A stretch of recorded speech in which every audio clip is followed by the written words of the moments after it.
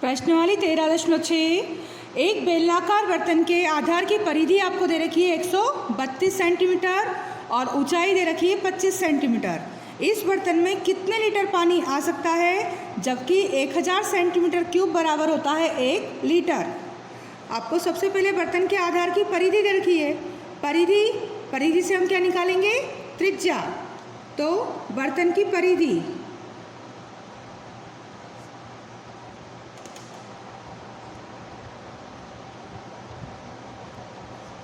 132 centimetre है। परिधि का सूत्र होता है 2 पाई r बराबर 132। 2 पाई का मान 22/7, त्रिज्या नहीं पता हमें, बराबर 132। अब त्रिज्या निकालने के लिए क्या करें हम? 132 है, 2 और 22 जो ऊपर था वो पक्षांतर में कहाँ आ जाएगा? नीचे भागित में, और नीचे जो 7 था वो ऊपर। 22 छंकी 132 और 2 तिया 6। त्रिज्या आ गई 3 × 7, 30 आते 21 सेंटीमीटर। ये क्या निकली हमारी उस बर्तन की त्रिज्या। अब इस पर कितने लीटर पानी आ सकता है, मतलब बर्तन की धारिता, बर्तन का आयतन निकालना हमको। बर्तन की धारिता या आयतन, कितने लीटर पानी आ सकता है? जितना उसकी धारिता होगी या आयतन होगा। तो आयतन का सूत्र क्या होता है? पाई r²h। पाई का मान 22/7, त्रिज्या 21 × 21 और ऊंचाई 25। 7 तिया 21 कट गया। अब 22 तिया 66, उसका गुणा 21 में और उसका गुणा 25 में, सबका गुणा करेंगे तो आएगा बर्तन का आयतन 34,650 सेंटीमीटर क्यूब। अब ये सेंटीमीटर में है, हमें लीटर में निकालना है कितने लीटर पानी आ सकता है।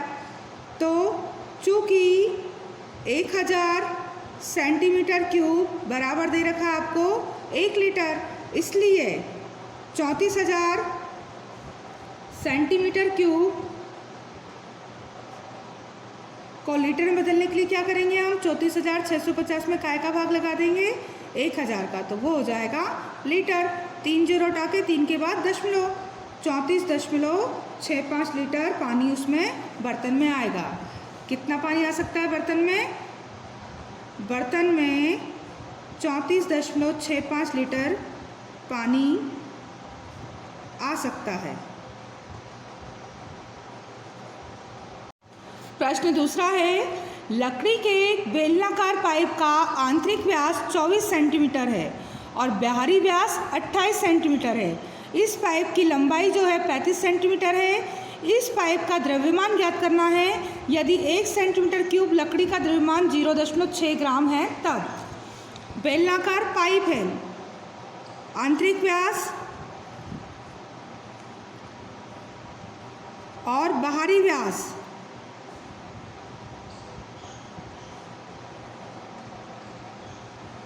ये आपको दे रखा है 28 सेंटीमीटर और 24 सेंटीमीटर, और इसकी ऊंचाई दे रखी है 35 सेंटीमीटर।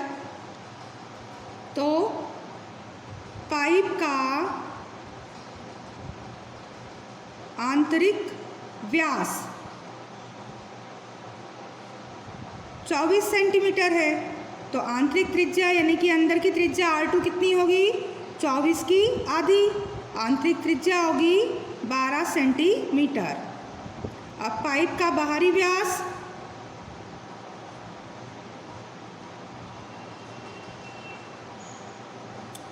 28 सेंटीमीटर है, तो R1 होगी बाहर की त्रिज्या 28 की आधी, यानी कि R1 होगी 2 से 28 कटेंगे कितनी बार? 14 सेंटीमीटर। और पाइप की ऊंचाई वो दे रखी है आपको 35 सेंटीमीटर। आपको निकालना है पाइप में लगे लकड़ी का द्रव्यमान। लकड़ी कहाँ होगी? अंदर से खोखला है, ये जो हिस्सा है पाइप का गोला, तो वो होगा लकड़ी का हिस्सा, यानी कि बाहरी आयतन में से अंदर का आयतन घटा दें हम तो बचेगा हमारे पास लकड़ी का आयतन। पाइप में प्रयुक्त लकड़ी का आयतन वो होगा, बाहरी जो आयतन है पाई r1 स्क्वायर एच, उसमें से अंदर का आयतन पाई r2 स्क्वायर एच घटा देंगे, तो जो 20 का हिस्सा है वो होगा लकड़ी का आयतन। पाइप में लकड़ी कहाँ लगी होगी? बीच के हिस्से में। जैसे कि ये पाइप है तो अंदर का हिस्सा ये बाहर का हिस्सा और अंदर का हिस्सा तो बीच में लगी होगी लकड़ी। बाहर के आयतन में से अंदर का आयतन घटा दें तो पाई एच तो कॉमन है दोनों में, पाई एच बाहर, अंदर बचेगा r1 स्क्वायर माइनस r2 का स्क्वायर, ये होगा लकड़ी का आयतन।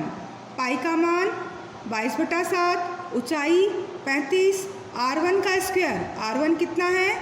14 का स्क्वायर, r2 का स्क्वायर 12 का स्क्वायर, 7 पंजे 35 कट गए, 22 पंजे 110 और 14 का स्क्वायर 14 गुणित 14 196, 12 गुणित 12 144, तो 110 गुणित 196 में से 44 गए, 9 6 में से 4 गए 2, 9 में से 4 गए 5, 52, 52 0 0, 11 दूनी 22, 11 5 55, 56 57, 5720, ये क्या आया है? सेंटीमीटर क्यूब लकड़ी का आयतन। अब हमारे पास लकड़ी का हमें द्रव्यमान निकालना है, तो चूंकि 1 सेंटीमीटर क्यूब लकड़ी का द्रव्यमान, ये आपको दे रखा है 0.6 ग्राम, इसलिए हमें कितनी लकड़ी का द्रव्यमान निकालना है? 9720 सेंटीमीटर क्यूब लकड़ी का द्रव्यमान, तो वो कितना होगा? 9720, उसमें गुणा करेंगे 0.6 ग्राम का, तो ये आ जाएगा हमारा 5720 थे, ये 9 नहीं है 5 है, 5720 में गुणा करेंगे हम काय का? 0.6 ग्राम का, तो ये आएगा 3432 ग्राम। अब 3432 ग्राम को हम किलोग्राम में अगर बदले तो ग्राम को किलोग्राम में बदलने पर 1000 का भाग लगाएंगे तो 3.432 ग्राम किलोग्राम हो जाएगा, किलोग्राम, इतनी लकड़ी का भार होगा। प्रश्न तीसरा है, एक सॉफ्ट ड्रिंक 2 प्रकार के पैकों में उपलब्ध है, एक है घनावाकार डब्बा और एक है बेलनाकार डब्बा। एक सॉफ्ट ड्रिंक इस तरह के डब्बों में आता है। अब पहला घनावाकार डब्बे की लंबाई, चौड़ाई और ऊंचाई आपको दी है और बेलनाकार डब्बे का व्यास और ऊंचाई दी है। आपको पता लगाना है कि किस डिब्बे की धारिता अधिक है और कितनी अधिक है, यानी सॉफ्ट ड्रिंक किस में ज़्यादा आ रहा है और कितना ज़्यादा आ रहा है। तो पहले घनाभाकार डिब्बे में क्या है? डिब्बे में लंबाई 5 सेंटीमीटर, चौड़ाई 4 सेंटीमीटर और ऊंचाई 15 सेंटीमीटर है। हम निकालें डिब्बे का आयतन, तो घनाभाकार पैकेट का आयतन, घनाभ का आयतन ABC के बराबर आएगा। अब घनाभ का आयतन A का मान है 5, B का मान है 4 और C का मान है 15, तो कितना हो जाएगा? 5 चौक 20, 15 दूनी 30, 300 सेंटीमीटर क्यूब। कितना आएगा घनाभाकार पैकेट में सॉफ्ट ड्रिंक? 300 centimetre cube. अब दूसरा है प्लास्टिक का डिब्बा बेलनाकार, तो बेलनाकार पैकेट का व्यास आपको दे रखा है कितना? 7 सेंटीमीटर। त्रिज्या कितनी होगी उसकी? 7 की आधी, 7/2 सेंटीमीटर। और ऊंचाई दे रखी है आपको 10 सेंटीमीटर। अब बेलन का आयतन निकालें हम, इसमें कितना सॉफ्ट ड्रिंक आ रहा है? बेलनाकार पैकेट का आयतन वो होगा πr²h। पाई का मान 22/7, r त्रिज्या थी 7/2, उसका वर्ग है तो 2 बार, और ऊंचाई 10। 7 से 7 कटे, 2 से कटे 11 और 2 से कटे 2 पंजे 10, 11 गुणित 7 गुणित 5, 11 7 77 का गुणा करेंगे 5 में, 385 सेंटीमीटर क्यूब। ये बेलनाकार पैकेट में सॉफ्ट ड्रिंक आ रहा है। तो घनाभाकार में आ रहा था 300 सेंटीमीटर और बेलनाकार में आ रहा है 385। तो किस पैकेट में ज़्यादा आ रहा है? बेलनाकार पैकेट में। तो यहाँ लिख देंगे हम सॉफ्ट ड्रिंक बेलनाकार पैकेट में अधिक है, यानी बेलनाकार पैकेट की धारिता अधिक है। तथा कितना अधिक है पूछा है, तो 385 में से 300 को घटा दें, यानी कि 85 सेंटीमीटर क्यूब अधिक है। किसकी धारिता अधिक है और कितनी अधिक है? तो बेलनाकार पैकेट की धारिता अधिक है और कितनी अधिक है? 385 है और घनाभाकार की 300। तो 385 में से 300 घटाएं तो 85 सेंटीमीटर क्यूब अधिक है। प्रश्न 4 है, यदि एक बेलन का पार्श्वपृष्ठीय क्षेत्रफल 94.2 सेंटीमीटर स्क्वायर है और उसकी ऊंचाई 5 सेंटीमीटर है, तो आपको ज्ञात करना है पहले आधार की त्रिज्या और फिर बेलन का आयतन, और पाई का मान आपको रखना है 3.14। दिया क्या है आपको?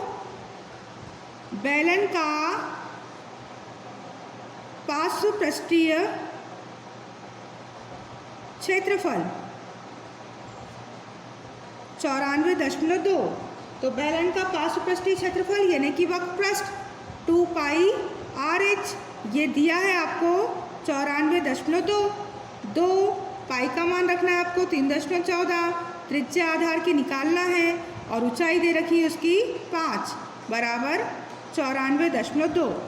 अब त्रिज्या को निकालना है तो त्रिज्या इधर छोड़ी, उधर है 94.2 और जो सब गुणित में थे वो उधर जाके कहाँ आ जाएंगे? भागित में। त्रिज्या का मान निकलेगा। अब दशमलव यहाँ 2 के बाद है और यहाँ दशमलव कितने के बाद है? 1 के बाद। तो यहाँ 0 लगा दो।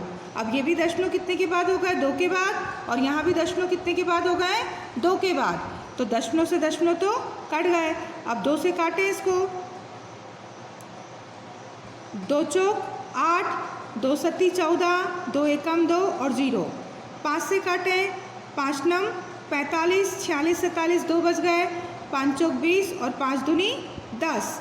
अब 3 से कटेगा, 314 से 3 त्रिका 9, कितनी बार? 3 बार लगभग, यानी त्रिज्या कितनी आएगी आपकी?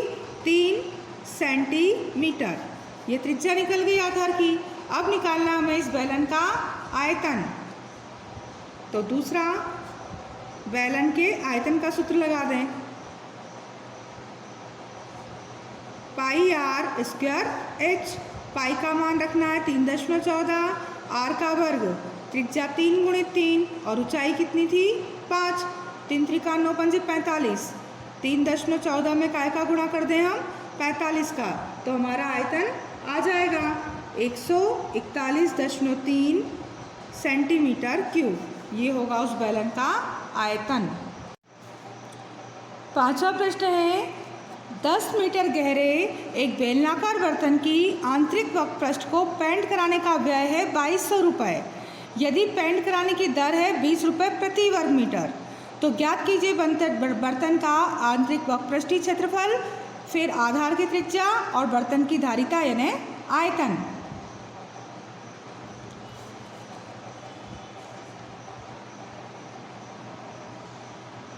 बर्तन का आंतरिक वक्रपृष्ठ आपको निकालना है, तो वो क्या होगा? आंतरिक वक्रपृष्ठ को पेंट कराने की जो व्यय है, पेंट आंतरिक वक्रपृष्ठ पेंट कराने की व्यय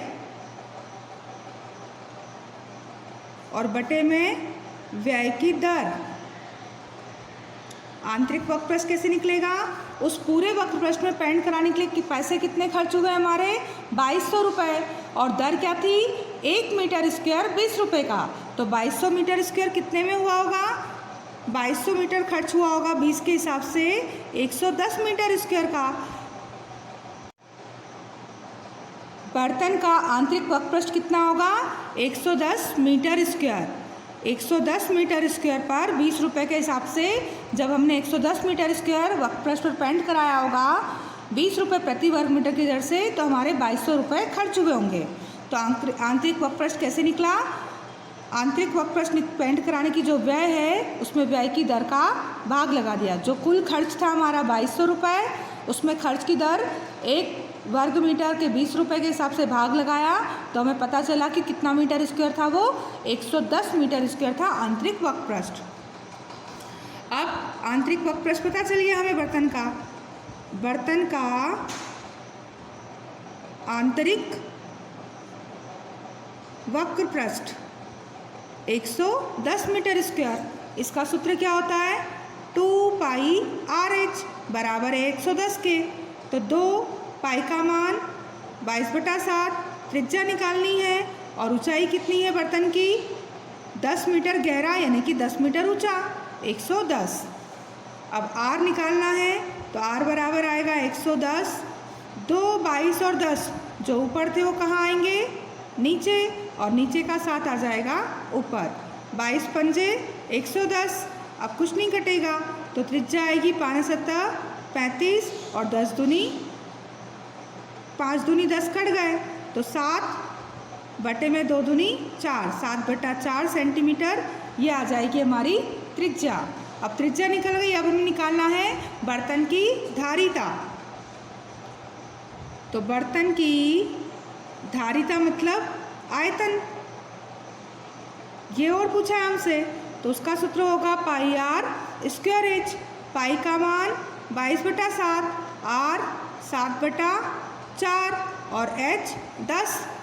7 से 7 कट गए, 2 दूनी 4 और 2 से कटे 22 11 बार और 2 से कटा 10, 2 पंजे 10। अब कुछ नहीं कट रहा तो 11 का 7 का और 5 का गुणा और बटे में 4, तो कितना आ जाएगा? 11 7 77, 77 में 5 का गुणा करके 77 पंजे, तो 77 में गुणा करें 5 का तो 5 7 35, 5 7 35, 36 37 38, 385 और बटे में 4 भाग लगाएंगे। 385 में 4 का तो भाग कितनी बार जाएगा? ये 96.25 सेंटीमीटर क्यूब। सेंटीमीटर क्यूब क्या होगा? किलोलीटर ही बोलते हैं इसको। तब बर्तन की धारिता 96.25 किलो लीटर है। सेंटीमीटर क्यूब किसके बराबर होता है? 1 किलो लीटर के। तो 96.25 सेंटीमीटर क्यूब यानी कि 96.25 किलो लीटर। तो बर्तन की धारिता कितनी होगी? 96.25 किलो लीटर। प्रश्न 6 है, ऊंचाई 1 मीटर वाले एक बेलनाकार बर्तन की धारिता 15.4 लीटर है। इसको बनाने के लिए कितने वर्ग मीटर धातु की शीट की आवश्यकता होगी? अब बर्तन बनाना है हमें तो क्या करना पड़ेगा? बर्तन में आसपास की दीवारें बनेंगी यानी कि बर्तन का वक्र पृष्ठ, और नीचे हमें पैंदा लगाना पड़ेगा, पैंदा गोल लगाना पड़ेगा नीचे से, तो ये होगा वृत्त का क्षेत्रफल। इन दोनों को हमको बनाना है तो इससे क्या हो जाएगा? बर्तन हमारा बनेगा। ऊपर से तो बर्तन खुला रहेगा कुछ भी डालने के लिए सामान। तो हमको बेलन की ऊंचाई दे रखी है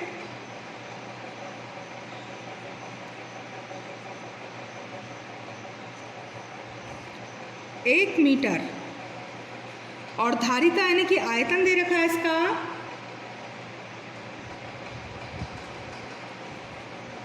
बर्तन का आयतन 15.4 लीटर।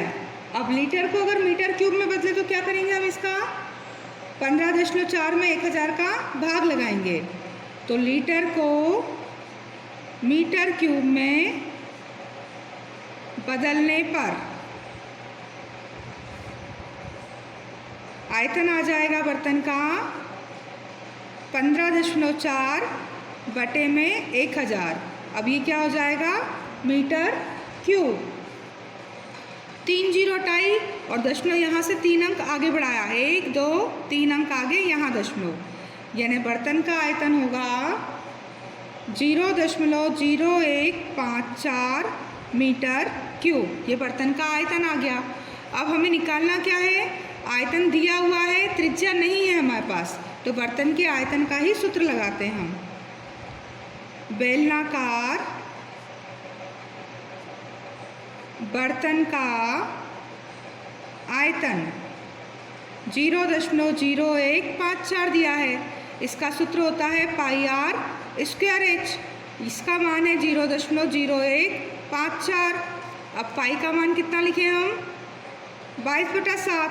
त्रिज्या हमारे पास है नहीं, ऊंचाई है हमारे पास कितनी, 1 मीटर, बराबर 0.0154। अब आर स्क्वायर निकालना है, तो 0.0154 और ये 22/7 उधर जाकर क्या हो जाएगा, 7/22। 22 सत्ते 154, 0.07। तो आर का स्क्वायर बराबर आएगा 0.0049, 7 सतैया 49। हमको सिर्फ आर का स्क्वायर से 49 किसका वर्ग होगा, 0.07 का वर्ग, वर्ग से ये त्रिज्या का वर्ग कट गया, यानी त्रिज्या आ गई है 0.07 मीटर। ये त्रिज्या क्यों लगाई हमने, क्योंकि हमें बर्तन बनाना है। अब बर्तन को बनाने के लिए हमें चाहिए बर्तन का वक्रपृष्ठ प्लस पेंदा यानी कि वृत्त का क्षेत्रफल। हमें धातु का बर्तन बनाना है, तो अब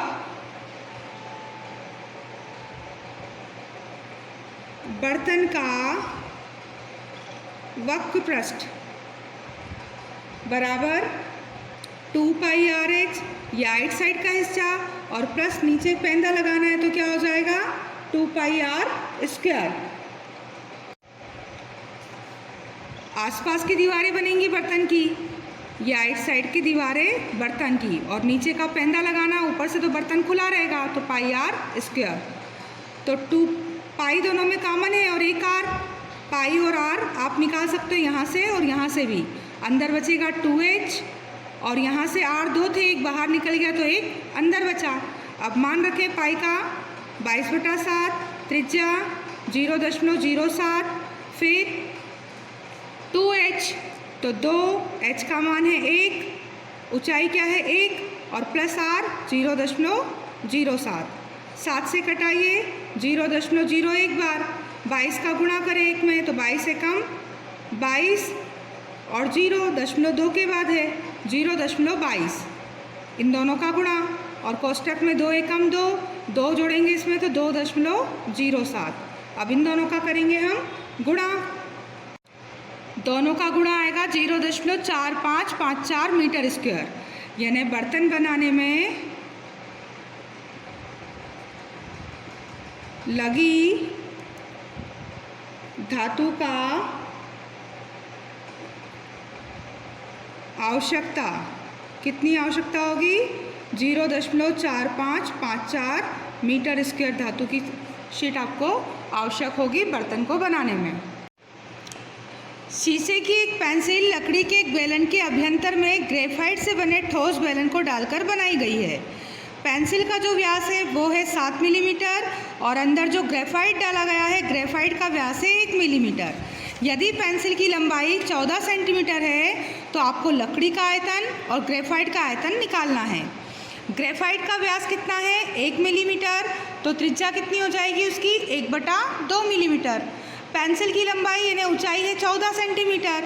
अब ऊंचाई को सेंटीमीटर से काय में कन्वर्ट कर दें हम, मिलीमीटर में, तो ऊंचाई हो जाएगी 14 × 10, क्योंकि 1 सेंटीमीटर में कितने मिलीमीटर होते हैं, 10 मिलीमीटर। तो 14 में 10 का गुणा करा, यानी ऊंचाई हो गई 140 मिलीमीटर। अब लकड़ी का व्यास कितना दे रखा है, लकड़ी का व्यास है आपके पास 7 मिलीमीटर, तो लकड़ी की त्रिज्या यानी कि R1 कितनी होगी, 7/2 मिलीमीटर, और लकड़ी की भी ऊंचाई तो उतनी होगी। ऊंचाई क्या है दोनों की, 140 सेंटीमीटर। लकड़ी की ऊंचाई और बेलन की ऊंचाई, दोनों ही ऊंचाई तो कितनी है, लंबाई उसकी पेंसिल की 14 सेंटीमीटर, और मिलीमीटर में बदला तो 140 मिलीमीटर। अब हमें काय का निकालना है, लकड़ी का आयतन और ग्रेफाइट का आयतन। तो हम लकड़ी का आयतन निकालें पहले, लकड़ी का आयतन। तो लकड़ी के आयतन के लिए क्या करना पड़ेगा हमको, पूरे बाहर के आयतन में से, ये पूरे बेलन के आयतन में से अंदर ग्रेफाइट का आयतन क्या करना पड़ेगा, माइनस करना पड़ेगा, तो आएगा लकड़ी का आयतन। तो लकड़ी का आयतन होगा पाई R1 स्क्वायर एच में से पाई R2 स्क्वायर एच घटाएंगे। बाहर के आयतन में से अंदर का ग्रेफाइट वाला आयतन घटा दें हम, तो लकड़ी का आयतन पाई और एच तो कॉमन है दोनों में, अंदर बचा R1 का स्क्वायर और R2 का स्क्वायर। पाई एच यहाँ भी था, पाई एच यहाँ भी, और एच दोनों स्थानों पर 140 है और पाई का मान 22/7, तो वो एक जैसे मानों को हमने दोनों में से क्या कर लिया, बाहर लिख दिया एक बार। पाई का मान 22/7, ऊंचाई 140, R1 का स्क्वायर, अब R1 कितना है 7/2 का स्क्वायर, R2 का स्क्वायर 1/2 का स्क्वायर। अब हल करें, 7 दूनी 14, 22 दूनी 44, 440, और 7 का स्क्वायर 7 सतैया 49, 2 दूनी 4, 1 का वर्ग 1 और 2 दूनी 4। अब इसको हल करें तो 440, अब 4 और 4 का लघुत्तम आया 4, ऊपर आया 49 माइनस 1, 4 से कटे 440 कितनी बार, 110 बार, और 49 में से 1 गए तो कितने बचेंगे, 48। अब 49 में से 1 गए 48, दोनों का गुणा करेंगे तो क्या आएगा हमारा 0, 11 8 88 का 8, हासिल आया 8, 11 चौक 44, 44 और 8 52, 5280 मिलीमीटर क्यूब। ये क्या आएगा, लकड़ी का आयतन। अब अगर हम मिलीमीटर क्यूब को सेंटीमीटर में बदलें तो लकड़ी का आयतन क्या होगा, 5280 में मिलीमीटर क्यूब 3 बार है और 10 मिलीमीटर का 1 सेंटीमीटर होता है, तो 10 10 और 10, 3 बार 10 का भाग लगाएंगे क्योंकि यहाँ घात कितनी है 3। अब 3 जीरो हटाई और 3 के बाद दशमलव, लकड़ी का आयतन आएगा 5.28 और अब ये हो गया सेंटीमीटर क्यूब। मिलीमीटर से काय में आ गया, ये सेंटीमीटर क्यूब में। अब हमें निकालना है ग्रेफाइट का आयतन, तो ग्रेफाइट का आयतन कैसे निकालें, पाई R2 स्क्वायर एच, अंदर ग्रेफाइट का आयतन है उसमें त्रिज्या कितनी है R2, तो पाई R2 स्क्वायर एच, पाई का मान 22/7, R2 1/2 गुणित 1/2, और ऊंचाई h कितना आया है, h है हमारे पास 140, 7 दूनी 14 और 0, 2 से कटे 10 बार और 2 से 22 कटे 11 बार, 11 का 10 में गुणा 110 मिलीमीटर स्क्वायर। अब 110 मिलीमीटर स्क्वायर को भी अगर सेंटीमीटर में बदले तो सेंटीमीटर में बदलने पर ग्रेफाइट का आयतन वो आ जाएगा 110 मिलीमीटर से सेंटीमीटर में स्क्वायर है यहाँ पर, तो 2 बार 10 का गुणा, 1 जीरो से 1 जीरो कटी और 1 जीरो दशमलव, 1.1 सेंटीमीटर स्क्वायर। सेंटीमीटर में अगर निकालना है तो 1.1 और मिलीमीटर में निकालना है तो 110 मिलीमीटर स्क्वायर। यह है ग्रेफाइट का आयतन। और लकड़ी का आयतन कैसे निकाला था हमने, लकड़ी के आयतन के लिए बाहर के आयतन में से अंदर का आयतन घटा दिया था, तो लकड़ी का आयतन आया था हमारा 5280 मिलीमीटर क्यूब या 5.28 सेंटीमीटर क्यूब। प्रश्न 8वां है, एक अस्पताल के एक रोगी को प्रतिदिन 7 सेंटीमीटर व्यास वाले एक बेलनाकार कटोरे में सूप दिया जाता है। बेलनाकार कटोरा है कोई, इसमें रोगी को सूप दिया जाता है। इसका व्यास कितना है 7 सेंटीमीटर और कितनी ऊंचाई तक सूप दिया जाता है 4 सेंटीमीटर तक। सूप जो भरा जाता है वो कितनी ऊंचाई तक भरा जाता है 4 सेंटीमीटर तक सूप भरकर उसको दिया जाता है इस कटोरे में। अगर इस अस्पताल में 250 रोगी हैं तो प्रतिदिन कितना सूप तैयार किया जाता है। पहले हमें निकालना होगा इस कटोरे का आयतन कि एक कटोरे में कितना सूप बनकर आता है। कटोरे का व्यास वो आपको दे रखा है 7 सेंटीमीटर, त्रिज्या कितनी होगी 7/2 सेंटीमीटर और ऊंचाई सूप जहाँ भरना है वो ऊंचाई कितनी है 4 सेंटीमीटर। तो कटोरे में सूप का आयतन, सूप जितना भरा है वहाँ तक का आयतन कितना होगा? पाई आर स्क्वायर एच। आयतन का सूत्र बेलनाकार कटोरा है, बेलनाकार कटोरे में तो पाई का मान 22/7, आर की त्रिज्या कितनी आ गई है? 7/2 और ऊंचाई है 4। 7 से 7 कटे और 2 दूनी 4 से 4 कट गए। 22 सत्ते 154 सेंटीमीटर क्यूब, यानी एक कटोरे में कितना सूप आ रहा है? 154 सेंटीमीटर। अब चूँकि एक कटोरे में सूप दिया जाता है कितना? 154 सेंटीमीटर क्यूब, इसलिए 250 मरीज हैं तो 250 कटोरों में कितना सूप दिया जाएगा?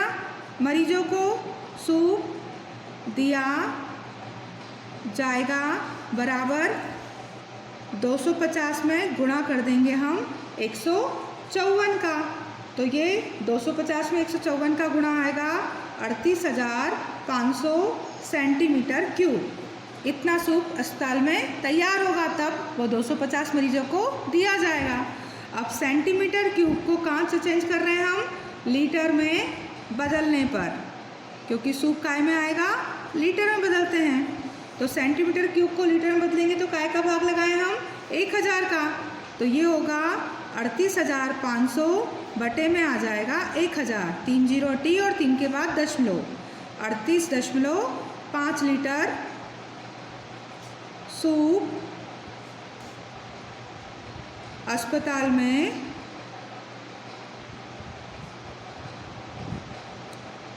तैयार किया जाता है,